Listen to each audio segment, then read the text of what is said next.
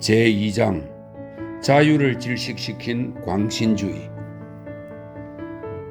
성서정치. 털럭이는 검은색 수도복을 입은 깡마르고 냉혹한 남자가 코로나병 성문을 통과해 들어서는 순간 모든 시대에 걸쳐서 가장 중요한 실험 하나가 시작되었다.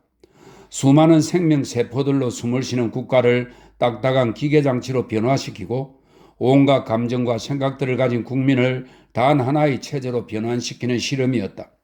하나의 이념 아래 전 국민을 완전히 획일화시킨다는 유럽에서는 처음으로 이루어진 시도였다.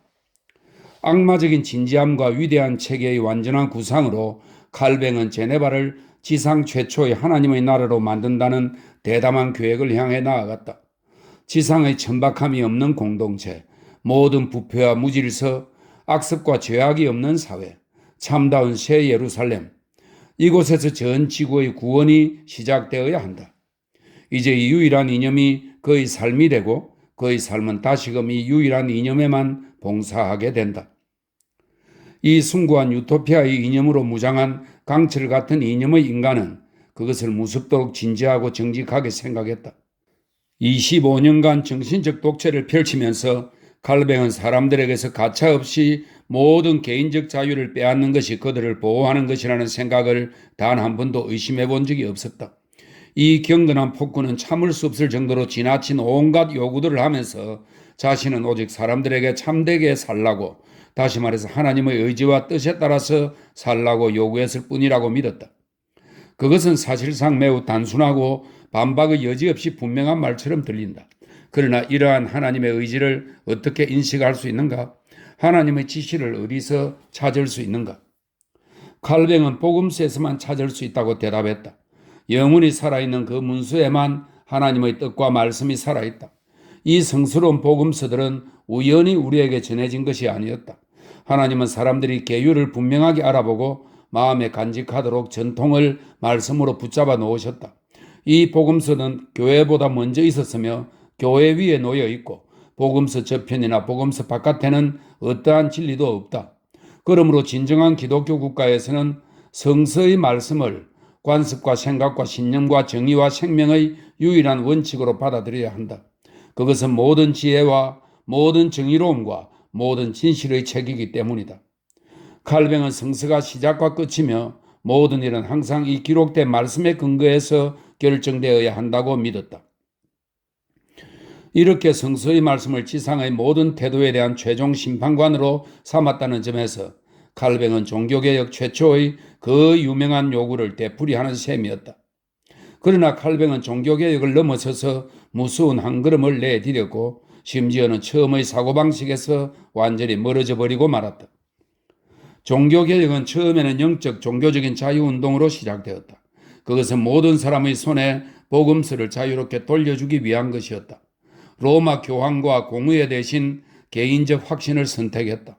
그런데 칼뱅은 루터가 도입한 기독교도의 자유라는 이념을 다른 모든 형식의 정신적 자유처럼 사람들에게서 가차없이 빼앗아 버렸다.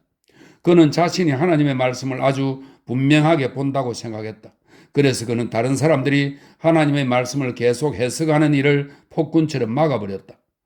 돌로 된 기둥들이 대성당을 떠받치고 있듯이 이제 교회가 더 이상 독려하지 않기 위해서 하나님의 말씀이 멈추어 서야 한다고 여겼다. 결실을 얻은 말씀이 계속 성장하는 진리로 작용하면서 변화해서는 안 되고 칼뱅 자신이 해석한 바에 따라 영원히 옳은 것으로 고정되어야 한다고 생각했다. 칼뱅은 이러한 요구에 부응하여 교황 정교 대신 새로운 개신교 정교가 생겨났다. 그리고 이 새로운 형식의 교조적인 독재를 가리켜 성서정치라고 부르는 것은 옳았다. 이제 이 유일한 책이 제네바의 주인이자 재판관이 되었다. 하나님은 입법자이고 설교자는 유일하게 부름받은 법 해석자가 되었다. 칼뱅은 모세 성서의 의미에서 심판자가 된 것이다. 그리고 그는 왕과 국민이 한가할 수 없는 힘을 갖게 되었다. 시당국과 시민권이 아니라 오직 종교국의 성서 해석만이 무엇이 허용되고 무엇이 금지되는 것인지를 판정하게 되었다. 그러니 이러한 강압에 대해서 개별적으로 한가하는 자여 벌 받으리라. 이제 목사들이 독재에 한가하는 사람은 하나님에 대항하여 소동을 일으킨 자로 낙인 찍힐 것이다. 그리고 성서에 주석을 붙였다가는 피로서 갚아야 할 날이 곧이어 오게 된다. 자유운동에서 출발한 교조적 강압정치는 다른 어떤 전통적인 힘보다도 더욱 냉혹하고 엄격하게 자유의 이념에 반대했다. 혁명을 통해 통치권을 얻은 사람들은 훗날 새로운 사상을 가장 참지 못하는 사람들이 되는 것이다. 광신적 주지주의자 칼뱅의 초상. 모든 독재 정치는 하나의 이념에서 시작한다. 그러나 모든 이념은 그것을 실현하는 인간에게서 비로소 형태와 색깔을 얻게 된다. 그러므로 정신적 창조물인 칼뱅의 교리는 그 창조자의 모습과 비슷해질 수밖에 없다. 그의 얼굴 모습을 한번 바라보라. 그러면 이 교리가 이전의 어떤 기독교 해석보다 더욱 냉혹하고 불친절하고 기쁨을 모르는 것임을 알 수 있을 것이다. 칼뱅의 얼굴은 알프스 산맥의 석회암 지형과 닮았다.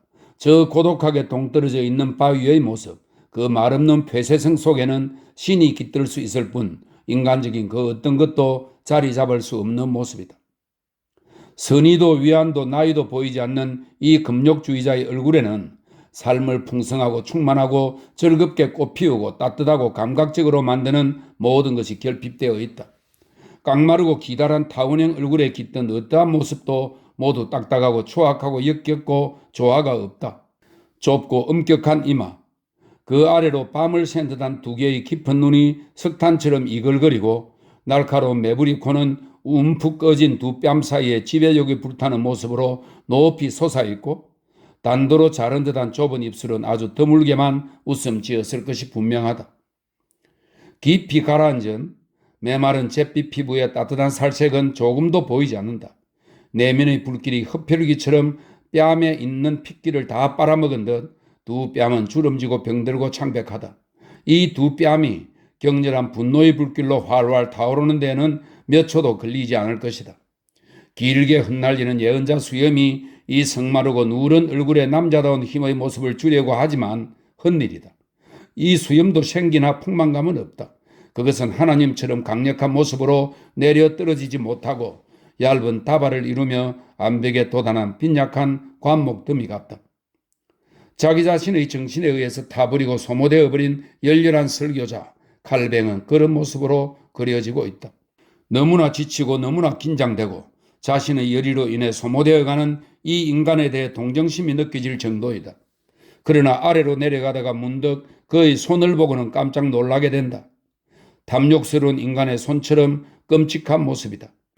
바싹 잡이고 살집도 색깔도 없는 손, 차갑고 뼈마디가 붉어져 나온 손, 독수리 발톱처럼 한번 거무진 것은 강하고 욕심스러운 뼈마디로 꽉 움켜쥘 것 같은 손, 한 번이라도 부드럽게 꽃을 어루만지며 여인의 따뜻한 육체를 애무했으리라고는 생각되지 않는, 친구를 향해 명랑하고 다정한 마음으로 내밀었을 같지 않은 이 앙상한 손, 그것은 분노한 사람의 손이며 그 손만 보고도 칼뱅이 일생 동안 지녔던 지배하고 감독하는 위대하고 잔인한 힘을 짐작하게 된다. 칼뱅의 얼굴에는 빛도 없고 기쁨도 없다. 얼마나 고독하고 거부하는 얼굴인가.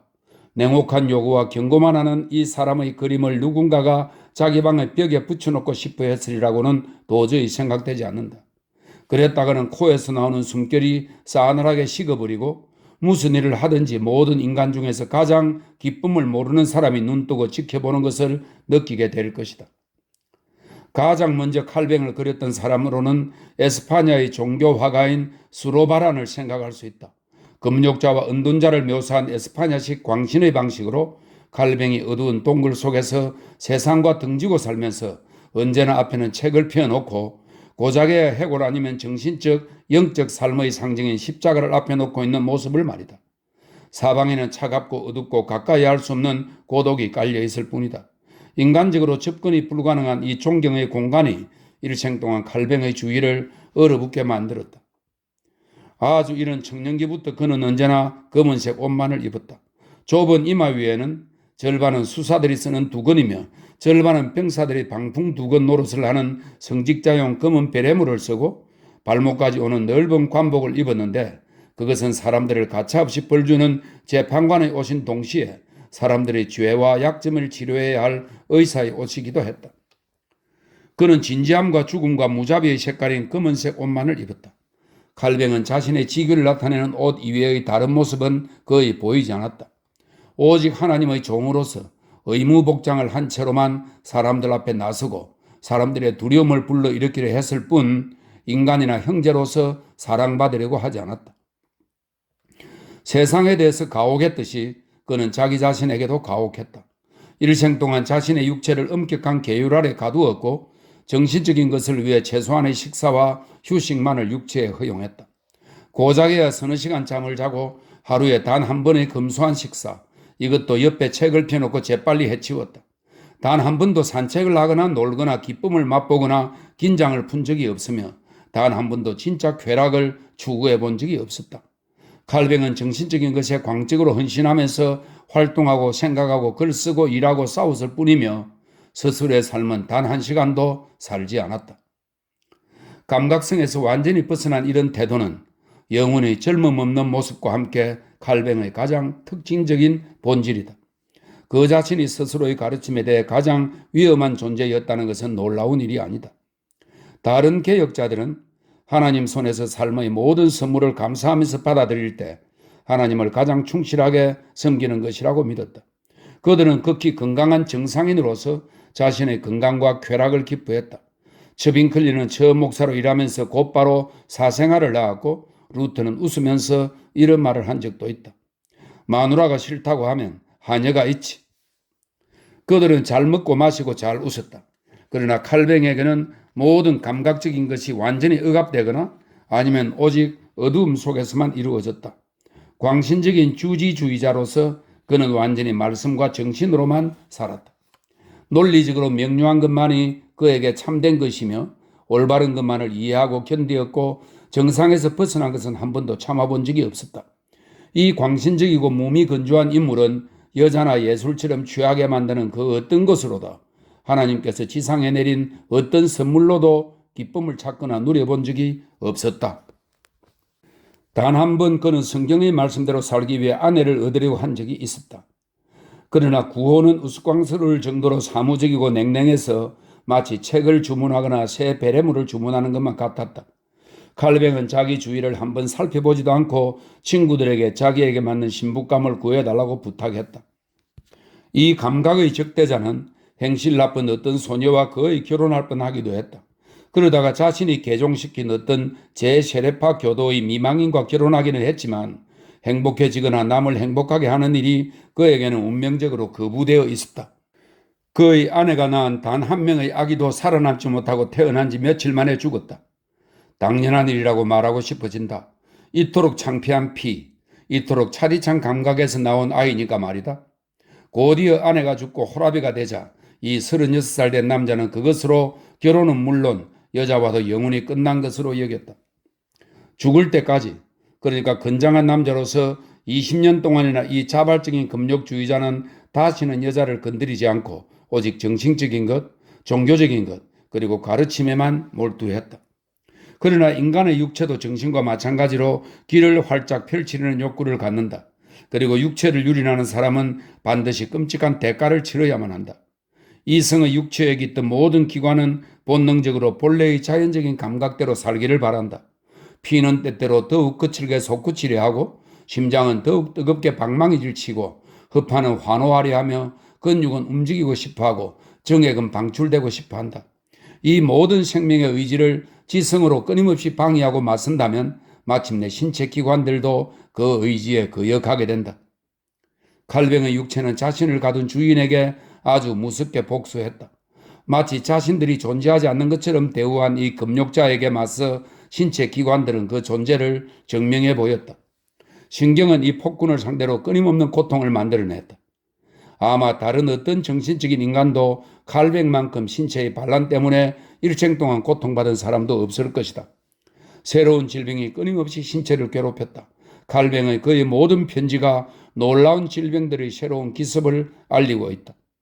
하루 종일 침대에 누워있게 만드는 편두통, 그러고 나면 위통, 두통, 치질, 산통, 감기, 신경발작, 각혈, 담석증, 부스럼, 간헐열, 오한, 류머티즘, 방광염 등이었다. 의사들은 잠들지 못한 채 지속적으로 그의 곁을 지켜야 했다. 이 부서지기 쉬운 육체에 깃든 어떤 기관도 그에게 악의적인 고통과 반란을 일으키지 않은 것이 없었기 때문이다. 칼뱅은 신음하면서 한 번은 이렇게 썼다. 내 건강은 계속적인 죽음과 비슷하다. 그러나 이 남자는 다음과 같은 좌우명을 가지고 있었다. 절망의 깊은 곳에서 더욱 커진 힘으로 솟구쳐 나가자. 모든 것의 심판자. 칼뱅의 악마적이고 정신적인 에너지는 단 한순간도 일에서 벗어나지 않았다. 끊임없이 육체의 방해를 받으면서 언제나 칼뱅은 거듭 자신의 육체에게 정신의 우위를 입증해 보였다. 열 때문에 강단에 오를 수 없을 때는 들것에 실려가서 들것에서 설교를 했다. 시의회에 참석할 수 없을 때에는 시의원들이 집으로 찾아와 그의 충고를 듣고 돌아갔다. 열에 들떠서 침대에 누운 채 덜덜 떠는 몸 위에 담요를 너댓 장이나 덮고 있을 때면 두세 명의 조수가 옆에 붙어 앉아서 그가 불러주는 말을 번갈아가며 받아 적었다. 맑은 공기를 쐬러 하루쯤 근처에 영지를 갖고 있는 친구를 방문하러 가면 마차에 비서들이 따라갔고 그곳에 도착하자마자 심부름꾼들이 곧바로 제네바 시를 들락거렸다. 그러면 그는 다시 펜을 들고 일을 시작했다. 칼뱅이 활동하지 않는 순간이란 생각할 수도 없었다. 이 악마 같은 근면성 때문에 칼뱅은 일생 동안 단 한 번도 진짜로 쉬어본 적이 없었다. 집들은 아직 잠들어 있고 날이 채 밝기도 전에 샤누안의 거리에 있는 그의 작업실에는 벌써 불빛이 환했다. 자정이 훨씬 지나서 모두들 잠자리에 든 다음에도 그의 창가에는 꺼질 줄 모르는 불빛이 비치고 있었다. 그의 작업량은 도저히 믿을 수 없을 정도였다. 마치 서너 개의 뇌를 가지고 동시에 작업하는 것 같았다. 끊임없이 앓았던 이 병자는 4개나 5개의 직무를 동시에 수행했다. 원래 그의 직업인 성 피에르 교회의 설교자는 여러 직위 중 하나에 불과했다. 그의 히스테리성 권력욕은 수많은 직위들을 자기에게 끌어왔다.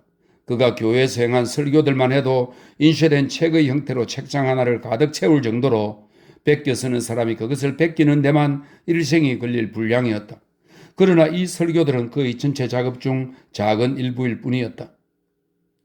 그는 자기 없이는 아무런 결정도 내리지 못하는 종교국의 의장이었고 수많은 논쟁적인 신학책을 썼으며 성서를 번역하였고 대학과 신학교를 창설하였고 시의회 상설 고문관, 종교전쟁의 정치적 사령관, 그리고 개신교의 최고 외교관이며 조직자로서 이 성스러운 말씀의 인간은 신정국가의 모든 장관직을 한 몸에 갖고 있었다. 그는 프랑스, 스코틀랜드, 잉글랜드, 네덜란드에서 찾아오는 설교자들의 보고서를 검토하고 외국 선전을 지휘했다. 서적 인쇄업자와 유통업자들을 통해서 전 세계에 뻗친 비밀 정보망을 만들었다. 다른 개신교 지도자들과 논쟁하고 영주나 외교관들과 협상했다. 매일 외국에서 방문객들이 찾아왔다. 어떤 학생이나 젊은 신학자도 그에게서 충고를 구하거나 방문하지 않고 제네바를 지나쳐가는 사람이 없었다. 칼뱅의 집은 마치 우체국처럼 모든 국사와 개인사를 위한 정보 제공 장소였다. 그는 언젠가 한 번은 한숨을 쉬면서 재직 기간 동안 2시간도 방해받지 않고 있어 본 적이 없는 것 같다고 회고했다. 헝가리와 폴란드 같이 먼 나라에서도 매일 신복들의 편지가 왔다. 동시에 목사로서의 임무를 수행하면서 도움을 요청하는 무수한 사람들을 개인적으로 보살펴야 했다. 이민자가 이곳에 정착해서 가족을 데려오려고 하면 칼뱅은 돈을 모아서 그들을 위한 숙소와 생계를 마련하도록 도와주었다. 이쪽에서는 누군가가 결혼하려 했고 저쪽에서는 이혼하려고 했다. 양쪽 길이 다 칼뱅에게 통했다. 제네바의 어떤 종교적 사건도 그의 동의나 충고 없이는 이루어질 수 없었다. 이런 독재의 즐거움이 그 자신의 나라인 종교의 영역에만 한정되었더라면 얼마나 좋았을까. 칼뱅 같은 사람에게는 권력의 한계라는 것이 없다. 그는 신권 정치가로서 지상의 모든 일을 하나님과 정신에 종속시키려 들었다. 그는 자신의 냉혹한 손길을 도시의 모든 일 위로 뻗쳤다. 의회 기록에서 이 문제는 칼뱅 선생님께 문의할 것이라는 기록이 나오지 않는 날이 거의 없다. 언제나 깨어있는 그의 눈길은 어느 것 하나 소홀히 하는 법이 없었고 어느 것 하나 그냥 넘어가는 법이 없었다. 그러므로 이 끊임없이 활동하는 두뇌에 경탄하지 않을 수 없다. 그와 같은 정신의 금욕주의는 동시에 무서운 위험이기도 하다. 완전히 개인적인 삶의 기쁨을 포기한 사람은 이런 포기를 다른 모든 사람에게도 적용할 법칙과 규범을 만들고 자기에게 자연스럽게 여겨지는 일들을 다른 모든 사람에게 억지로 강요하려 들기 때문이다. 로베스피에르의 경우가 말해주듯이 금욕주의자는 폭군 중에서도 가장 위험한 유형이다. 스스로 인간적인 것을 즐겁고 풍부하게 함께 맛보지 못한 사람은 타인에 대해서도 비인간적이기 때문이다. 규율과 엄격함이 칼뱅 교의의 기초가 된다. 칼뱅의 생각에 따르면 인간에게는 절대로 두 눈을 똑바로 뜨고 밝은 양심으로 이 세상을 돌아다닐 권리가 없다. 인간은 끊임없이 주님의 공포 속에 머물러 있어야 하고 겸손하게 몸을 굽히고 자신이 구원받을 길 없이 부족하다는 감정 속에서 부서져 가야 할 존재인 것이다. 처음부터 칼뱅의 청교도 도덕은 명랑하고 근심 없는 즐거움을 죄악의 개념과 같은 것으로 보았다. 우리 지상의 존재가 장식적이고 활발한 모습으로 만들어낸 모든 것, 영혼을 행복하고 느긋하게 만들고 성화시키고 구원하고 가볍게 만들어 주려는 모든 것, 무엇보다도 예수를 공허한 여유로 여겨서 엄금했다. 칼뱅은 아주 오랜 옛날부터 신화적이고 제식적인 것과 결부되어 있는 종교의 영역 안으로 자신의 이념적인 실용성을 도입했다. 감각을 몰두하게 하는 것, 감정을 부드럽고 공허하게 달래는 모든 것은 예외 없이 교회와 예배의식에서 사라졌다. 신자는 인공적으로 흥분시킨 영혼으로 하나님께 나가서는 안 되며 달콤한 향연기로 몽롱해지거나 음악에 도취되어서 하나님께 나가서도 안 되었다. 이른바 경건한, 실제로는 방탕한 이런 설명이 있습니다. 이른바 경건한 그림과 조각상들의 아름다움에 유혹되어서도 안 되었다. 그러므로 이 모든 우상숭배와 그림과 조각상들은 교회에서 물러나라. 색깔 있는 법복들도 사라지고 주님의 책상에서 미사책들과 감실도 없어져라. 하나님은 사치가 필요 없다. 이 모든 향락적인 영혼의 마비여 사라져라. 예배 도중에 음악도 오르간 연주도 필요 없다. 심지어는 종소리도 제네바에서 없어져야 한다. 진정한 신자라면 죽은 청동소리가 의무를 기억나게 만들지 않아도 된다. 경건함은 외적인 것을 통해 유지되는 것이 아니며 재물이나 기부금을 통해서 유지되는 것도 아니다. 오직 내적인 복종심만으로 경건함이 유지된다.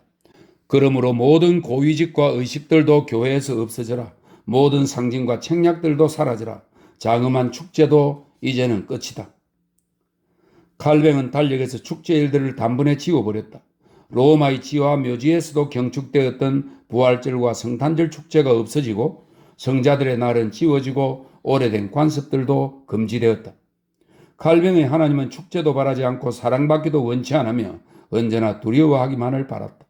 인간이 오직 두려움으로 멀리서 하나님께 봉사하지 않고 감히 황홀경과 충만감으로 덤비는 것은 주제넘은 짓이었다.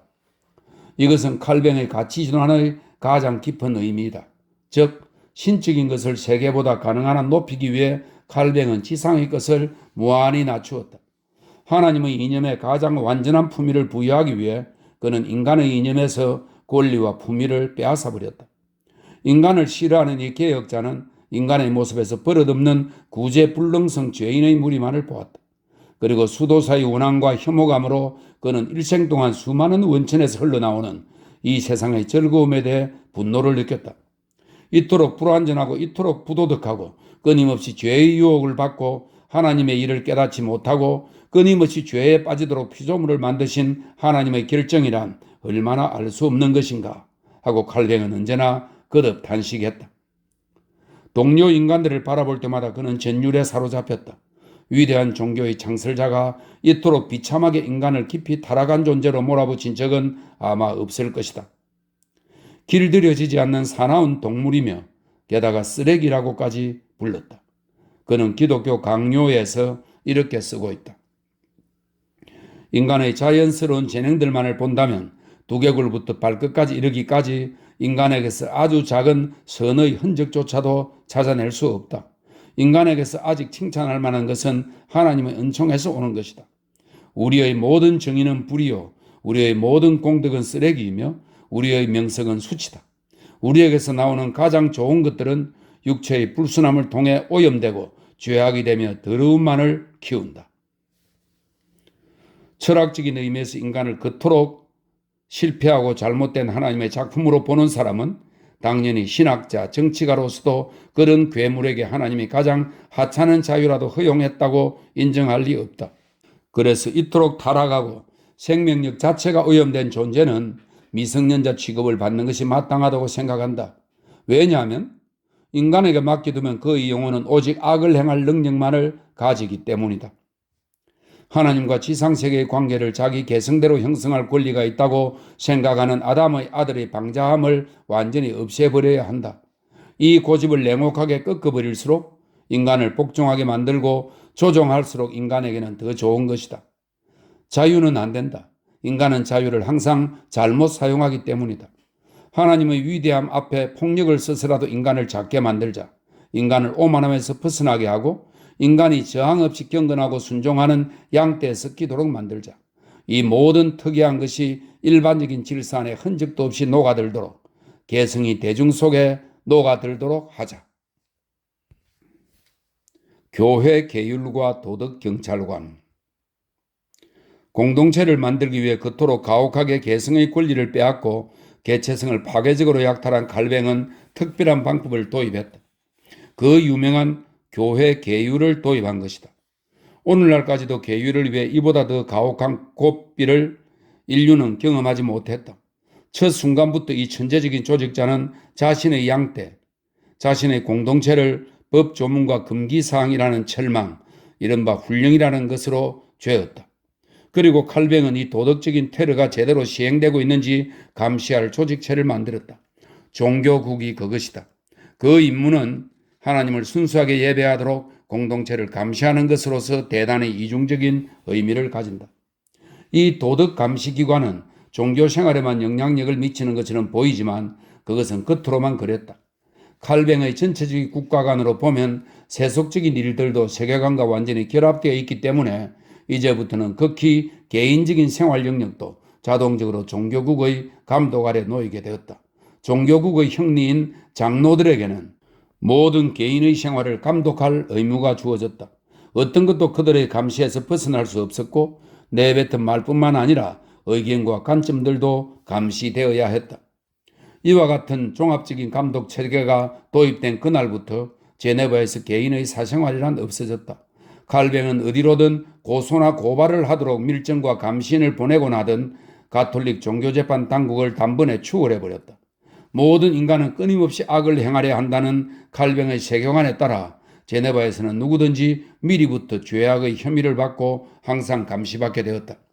칼뱅이 돌아온 후로는 모든 집들의 대문이 활짝 열려 있고 벽들도 모두 유리로 만든 것처럼 되었다. 밤낮을 가리지 않고 아무 때나 누군가가 문을 두드려서 열어보면 도덕경찰관이 방문하러 온 것이다. 어떤 시민도 그를 거절할 수 없었다. 부유한 사람이나 가난한 사람이나 신분이 높은 사람이나 낮은 사람이나 한 달에 한 번은 이 직업적인 도덕경찰관에게 상세한 이야기를 해야만 했다. 여러 시간 동안이나 설명입니다. 훈련해 보면 충분히 조사하기 위하여 시간을 넉넉하게 가질 것이라고 규정되어 있다. 여러 시간 동안이나 이미 모든 것을 겪은 기품 있고 머리가 허옇게 센 원로들도 초등학생처럼 검사를 받아야 했다. 기도문을 잘 외우고 있는지 아니면 왜 칼뱅의 설교에 오지 않았는지 따위를 검사받았다. 이 방문이 이런 교리문답만으로 끝나지는 않았다. 이 도덕경찰관은 모든 것을 감시하게 되어 있었기 때문이다. 경찰관은 여자들의 옷을 살펴보고 너무 길거나 짧지는 않은지, 지나치게 주름을 많이 잡지는 않았는지, 위험스럽게 파이지는 않았는지를 검사했다. 또 여자들이 머리를 너무 인공적으로 털어 올리지는 않았는지 검사하고 손가락에는 반지를 몇 개나 끼었는지 신발장에는 구두가 몇 켤레나 있는지 세어보았다. 화장실에서 부엌으로 넘어가서는 수프나 고기 조각을 검사해서 허락된 요리 이외의 것을 먹었는지 혹은 어디에 맛있는 주전부리나 잼을 감추어 두지는 않았는지를 검사했다. 그러고도 이 경건한 도덕경찰관은 집안을 돌아다니면서 모든 것을 사사치 검사했다. 책장에 종교국의 금인이 붙지 않은 책이 있는지 검사하고 선반을 훑으면서 성화나 묵주가 감추어져 있는지 검사했다. 하인들에게는 주인에 대해서, 아이들에게는 부모에 대해서 물었다. 그리고 거리로 나가면 누가 밖에서 세속적인 노래를 부르거나 연주하지는 않는지, 즐거움이라는 악에 빠져 있지 않은지 감시했다. 이제부터 제네바에서는 모든 즐거움, 모든 방탕에 대해서 끊임없이 감시받게 되었다. 그리고 어떤 시민이 일 끝난 다음에 주점에서 포도주를 한 잔 마시거나 주사위 놀이나 카드 놀이를 하다가 들키기라도 하면 불쌍한 일이었다. 매일같이 이 인간 사냥은 계속되었고 도덕경찰관은 일요일에도 쉬지 않았다. 모든 거리를 돌면서 문마다 두드리고 어떤 게으름뱅이가 칼뱅의 설교에 참석하지 않고 아직도 침대에 누워있지는 않은지 확인했다. 교회에서도 다른 감시자들이 기다리고 있다가 누가 교회에 너무 늦는지, 누가 교회를 너무 일찍 나서는지 감시했다. 이 도덕경찰관들은 어디서든 쉬지 않고 일했다. 저녁이면 롬 강변의 어두운 정자들을 훑어보면서 죄 많은 한상이 달콤한 사랑에 빠져있지는 않은지 살펴보고 숙박업소마다 돌면서 외국인들의 침대와 가방을 뒤졌다. 그들은 제네바에서 나가거나 제네바로 들어오는 모든 편지들을 검사했다. 제네바의 도시 성벽에서 멀리 떨어진 곳에서도 잘 조직된 종교국의 감시는 계속되었다. 여행 마찬 앞에 혹은 외국의 시장이나 이웃 도시의 여인숙이나 어디에든 돈 받은 감시자들이 앉아 있었다. 불만을 품은 사람이 리옹이나 파리에서 말한 것도 빠짐없이 보고되었다. 이것만 해도 이미 참을 수 없는 일이었지만 더욱 참을 수 없는 것은 돈을 받거나 지위를 가진 이런 도덕경찰관들 말고 그렇지 않은 사람들까지도 이 감시의 대열에 끼어들었다는 사실이다. 금지, 금지, 금지. 국가가 시민들을 테러 상태에 잡아두면 자발적인 밀고라는 역겨운 식물이 번성하기 마련이다. 다른 사람을 고발하는 것이 원칙적으로 허용되어 있고 심지어 바람직한 것으로 여겨지는 곳에서는 평소에 올바르게 살던 사람들까지도 두려움으로 인해 남을 밀고하게 된다. 자신이 하나님의 명예에 위반되는 일을 했다는 혐의를 받지 않기 위해 모든 시민이 다른 시민을 감시하고 흘겨보았다. 두려움에서 나온 열성이 모든 고발자들을 초조하게 몰아갔다. 그리고 몇 년이 지나자 벌써 종교국은 모든 것을 감시할 수 있게 되었다. 모든 시민들이 자발적으로 감시자로 나섰기 때문이다. 밤이나 낮이나 밀고의 물길이 흘러넘쳐서 종교재판이라는 물레방아가 끊임없이 돌아갔다. 하나님의 계율을 하나도 어겨서는 안 된다는 이렇듯 끊임없는 종교적 테러 아래서 삶을 즐겁고 살만한 것으로 만들어주는 모든 것이 금지되었으니 사람들의 느낌은 어떠했을까? 연극, 오락, 민속축제, 춤, 온갖 형태의 유희가 금지되었다. 심지어 스케이트처럼 전혀 해롭지 않은 스포츠마저 칼뱅의 의심을 불러일으켰다. 극히 조심스럽고 거의 수도사 같은 의상 말고는 모든 것이 금지되었고 시당국의 허락 없이 재단사들이 새로운 디자인을 만들어내는 일이 금지되었다. 15살 이전의 소녀들은 비단으로 된 의례복, 15살 이후의 소녀들은 벨벳으로 된 의례복을 입는 것이 금지되었고 금실, 은실로 술을 놓은 것, 금실끈, 금담추, 금장식 고리가 달린 옷, 또 금이나 장신구가 달린 모든 옷이 금지되었다. 남자들에게는 긴 가르마 타는 것이 금지되고 여자들에게는 머리를 털어 올리거나 곱슬거리게 만드는 것이 금지되었고 레이스 달린 모자와 장갑, 주름, 홈이 파인 신발이 금지되었다. 가마와 마차의 사용이 금지되었다. 20명 넘는 사람들이 모여서 가족 축제를 벌이는 것과 세례식과 약혼식에서 일정한 가지수 이상의 요리나 설탕에 절인 과일 같은 음식물의 제공이 금지되었다. 이 나라의 붉은 포도주 이외의 포도주를 마시는 것이 금지되었고 축배가 금지되었으며 사냥한 짐승과 날짐승 고기와 파이가 금지되었다. 부부 사이에는 결혼식에서 혹은 결혼식이 끝나고 6개월이 지난 다음에 서로 선물하는 것이 금지되었다. 물론 혼 외의 교제는 일체 금지되었다. 약혼자들도 예외가 아니었다. 그 지역 사람들은 여관에 발을 들여놓는 것이 금지되었다. 여관 주인에게는 이방인이 기도문을 외우기 전에 음식이나 마실 것을 제공하는 것이 금지되었고 그 외에도 자기 손님들을 감시할 의무가 주어져 있어서 모든 의심스러운 말이나 태도를 꾸준히 지켜보아야 했다. 허락 없이 책을 인쇄하거나 외국으로 편지를 써 보내는 것도 금지, 온갖 형태의 예술 금지, 성화와 조각상들 금지, 음악도 금지였다. 경건한 찬송가를 부를 경우에도 훈령은 이렇게 규정하고 있다. 멜로디에 관심을 기울이지 않고 말씀의 정신과 뜻에만 정신을 집중하도록 세심하게 주의를 기울여야 한다. 하나님은 살아있는 말씀으로만 찬양해야 하기 때문이다. 이제는 자유로운 시민들이 아이들의 세례명을 마음대로 고르는 일도 금지되었다. 수백 년 전부터 친숙해진 클로드나 아마데 같은 이름은 성서에 없다는 이유로 금지되고 이삭이나 아담 같은 성서 이름이 강요되었다.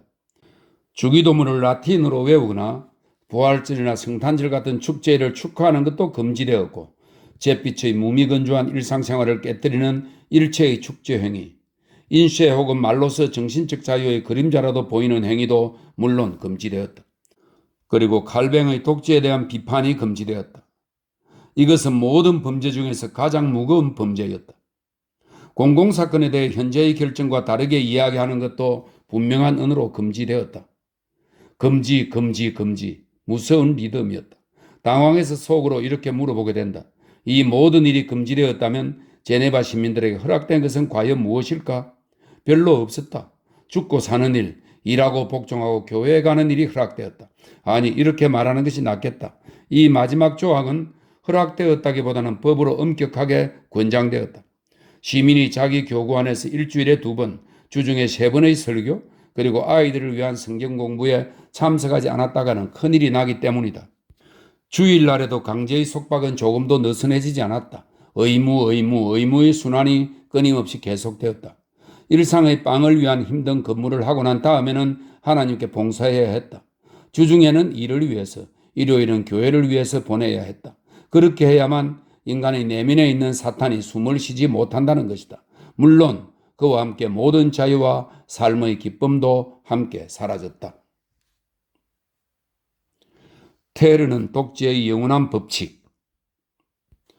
그렇다면 어떻게 수백 년 동안 헬베티아 공화국의, 헬베티아는 스위스의 이름입니다. 헬베티아 공화국의 자유 속에 살아온 공화도시가 그런 사보나롤라식 독재를 견딜 수 있었을까 하고 놀라서 묻게 된다. 그때까지는 오직 남쪽의 명랑한 국민만이 그런 일을 겪어왔다. 어떻게 단 한 명의 지성적인 금욕주의자가 수천 수만 명의 삶에서 즐거움을 그토록 완벽하게 유린할 수 있는가? 칼뱅의 비밀은 새로운 것이 아니었다. 모든 독재의 영원한 법칙, 즉 테러에 의해서 가능한 것이었다. 이 점에 기만당해서는 안 된다.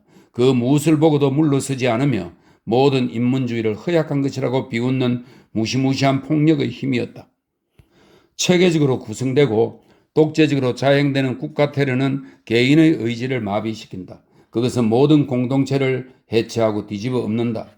소모성 질환처럼 그런 테러의 힘은 영혼 속으로 스며들고 일반적인 비겁함을 자신의 조수로 삼는다.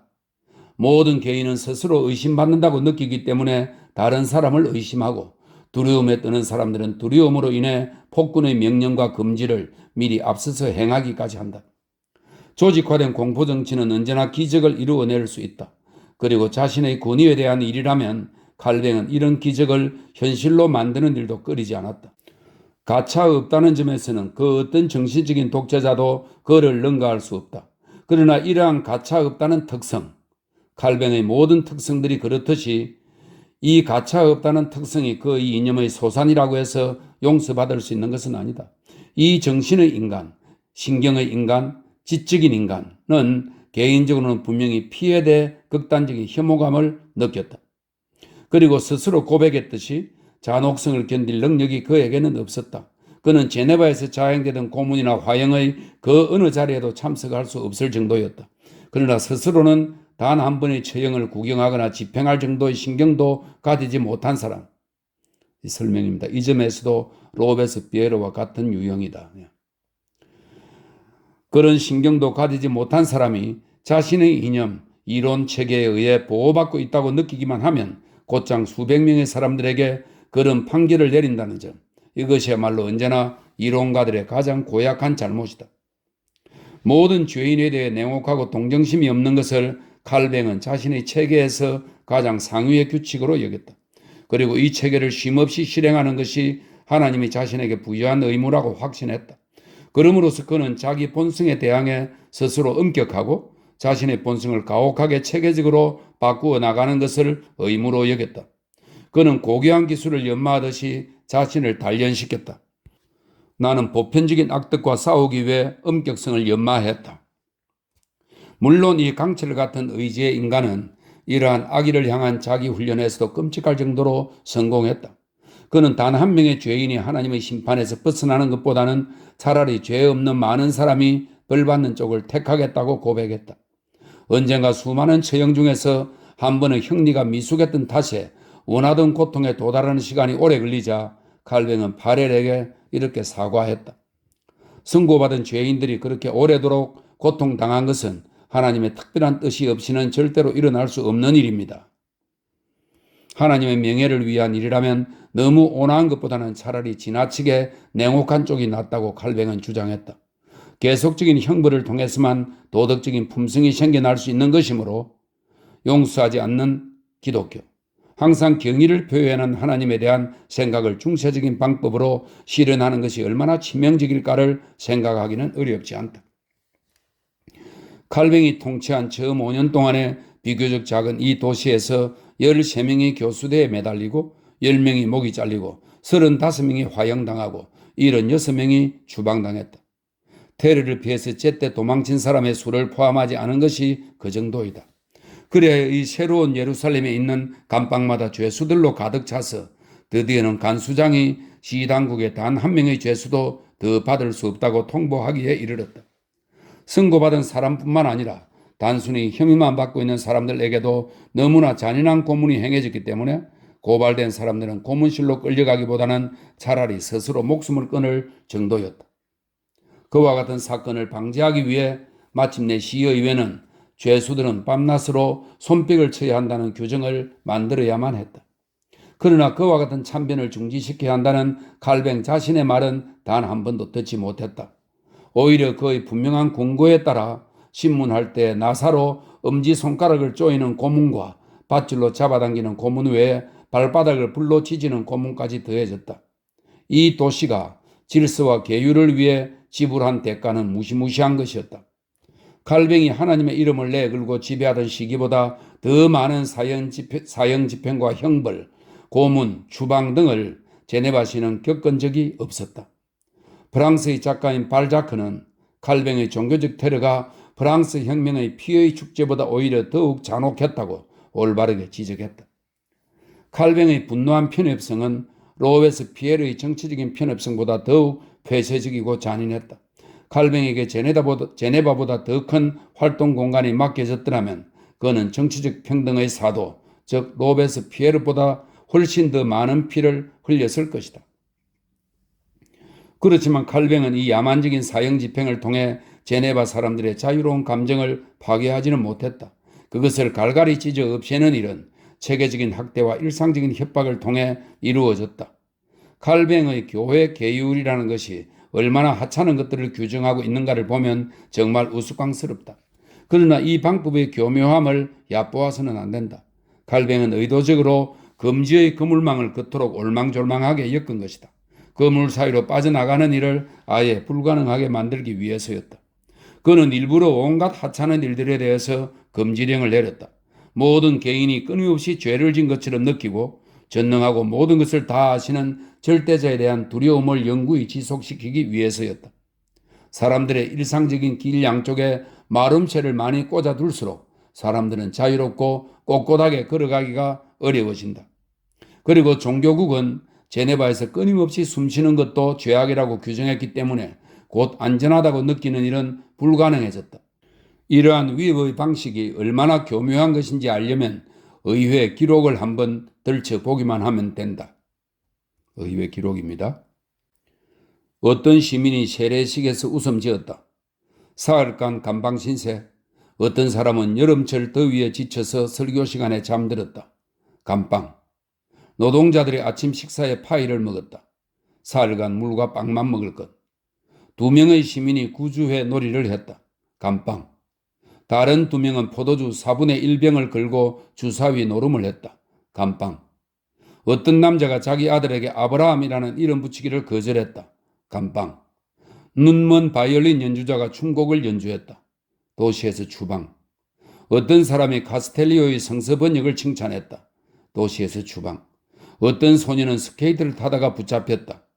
어떤 부인이 남편의 무덤에 몸을 던졌다. 어떤 시민이 예배 도중에 옆 사람에게 한 줌의 담배를 주었다. 종교국에 출두하여 경고를 받고 참여해야 할 것. 이런 보고가 끝도 없이 이어진다.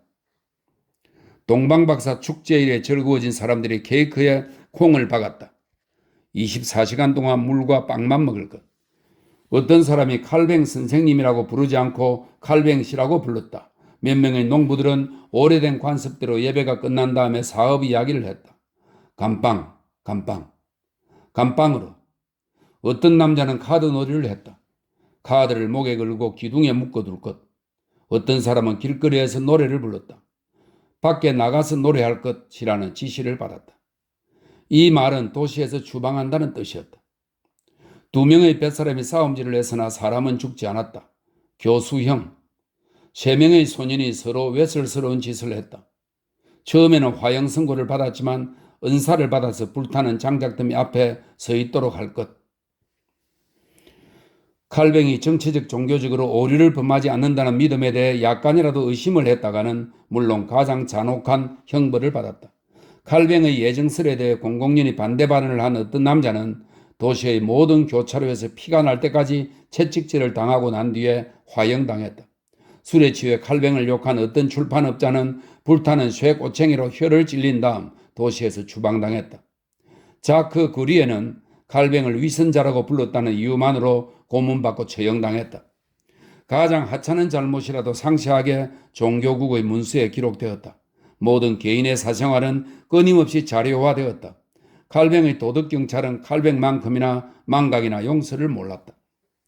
그와 같이 언제나 깨어서 활동하는 테러는 개인과 대중의 내면적인 품위와 힘을 파괴하지 않을 수 없다.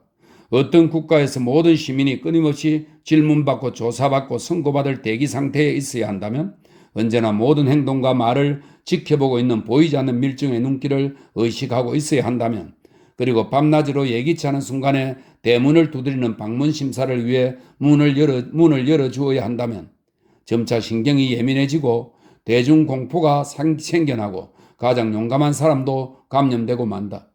모든 자기 주장과 의지는 마비되고 이러한 계율 체제 덕분에 이런 교회 계율 덕분에 제네바시는 진짜로 칼뱅이 교회관대로 되어버렸다. 즉 하나님을 두려워하고 수줍게 깨어 있으면서 아무런 저항도 없는 단 하나의 의지, 곧 칼뱅의 의지에 복종하는 상태가 된 것이다. 잿빛 그림자의 도시. 이렇게 교회 계율을 실시한 지 몇 년 지나지 않아서 제네바시는 변하기 시작했다. 한때는 자유롭고 유쾌하던 도시 위로 잿빛 그림자가 드리워졌다. 다채로운 색상의 의상들은 사라지고 빛깔은 꺼졌으며 종탑에서는 더 이상 종이 울리지 않았고 즐거운 노랫소리도 거리에서 사라졌다. 칼뱅의 교회처럼 모든 집에서 장식이 없어지고 몸이 건조해졌다. 바이올린이 춤곡을 연주하지 않게 된 이후로 주점들은 황폐해지고 구주의 기둥들은 척간에 처박혔으며 주사위는 테이블 위에서 가볍게 굴러가지 않게 되었다. 무도장들은 텅텅 비었다. 전에는 사랑에 빠진 남녀가 산책을 하던 어두운 가로수길에는 사람이 보이지 않았다. 일요일이면 아무런 장식도 없는 교회에 진지하고 말없는 사람들이 모여들어서 예배를 올렸다. 도시는 엄격하고 무뚝뚝한 얼굴, 곧 칼뱅의 얼굴과 같아졌다. 모든 주민들도 두려움에서 혹은 자신도 모르는 사이에 적응해서 그의 엄격한 태도와 어두운 폐쇄성을 갖게 되었다. 그들은 이제 가볍고 느긋하게 걷지 않았으며 눈길은 따뜻해 보이지 않았고 두려움 때문에 감성을 향한 마음의 문도 닫았다. 그들은 절대로 즐거워 보이지 않는 어두운 남자를 두려워해서 솔직한 태도를 잃었다. 가장 친근한 공간에서도 그들은 말하지 않고 속삭이는 버릇이 생겼다. 문 뒤에서 하인과 하녀들이 엿듣고 있었고 만성이 되어버린 공포심 때문에 어디서든 눈에 보이지 않는 밀정이 바로 등 뒤에 있다고 느끼게 되었기 때문이다. 그저 눈에 띄지나 말자. 의상이나 너무 서두르는 말이나 흥겨운 얼굴 따위로 남의 눈에 띄지 않도록 하자. 그저 의심만 받지 말고 그저 사람들이 자신을 잊게 만들자. 제네바 사람들은 집안에 머물기를 좋아하게 되었다. 집안에서는 빗장과 벽이 어느 정도까지는 엿보는 눈길을 막아주고 의심받지 않도록 보호해 주었기 때문이다. 그러나 우연히 종교국 사람들이 거리를 내려오는 모습을 보면 그들은 창백해져서 창문에서 물러서곤 했다. 이웃 사람이 자기들을 고발하거나 아니면 자기들에 대해서 나쁜 말을 했을지도 모르잖아. 거리로 나가야 할 때는 말없이 고개를 숙이고 검은 외투에 얼굴을 파묻고는 마치 교회에 가거나 장례식에 가는 듯한 태도를 취했다. 아이들도 이 엄격한 계율 속에서 기도 시간에 참석했고 큰 소리로 명랑하게 뛰어놀지도 않았다. 그들도 보이지 않는 타격이 두려운 듯이 몸을 낮추었다. 그들은 햇빛 속이 아니라 차디찬 어둠 속에서 연약한 꽃을 피우는 식물처럼 수줍게 자라났다. 시계처럼 규칙적으로 축제일이나 공휴일에도 전혀 쉬지 않고 이 도시의 슬프고 싸늘한 똑딱 소리는 단조롭고 질서정연하게 계속되었다. 낯선 사람이 제네바로 들어오면 이 도시는 상중이라고 생각할 정도였다. 그 정도로 사람들은 우울하고 차가운 눈길을 보냈으며 거리는 조용하고 즐거움이 없었으며 가위 눌린 듯한 분위기에 뒤덮여 있었다. 기율과 교회 계율, 그것은 물론 놀라운 것이었다. 그러나 갈뱅이 도시에 부여한 이 엄격한 절도와 통제는 언제나 넘치는 여유에서만 생겨나는 온갖 신성한 힘들을 잃어버리게 만든다는 청량할 수 없는 대가를 지불해야만 했다. 제네바는 경건하고 하나님을 두려워하는 시민, 부지런한 신학자, 진지한 학자들을 수없이 많이 배출했다고 자랑할 수 있겠지만 갈뱅이 죽은 지 200년이 지나도록 세계적인 명성을 얻은 단 한 명의 화가나 음악가, 예술가를 배출하지 못했다. 평범한 것을 위해 평범하지 않은 것을 희생시키고 모순 없는 노예 근성을 위해 창조적인 자유를 희생시킨 것이다. 마침내 한 명의 예술가가 이 도시에 태어났을 때 그의 일생은 오로지 개성의 유린에 대한 투쟁으로 일관된다. 얼매이지 않은 시민, 장자크 루소에 이르렀어야 비로소 제네바는 칼뱅에게 빼앗긴 자유를 완전히 되찾게 된다.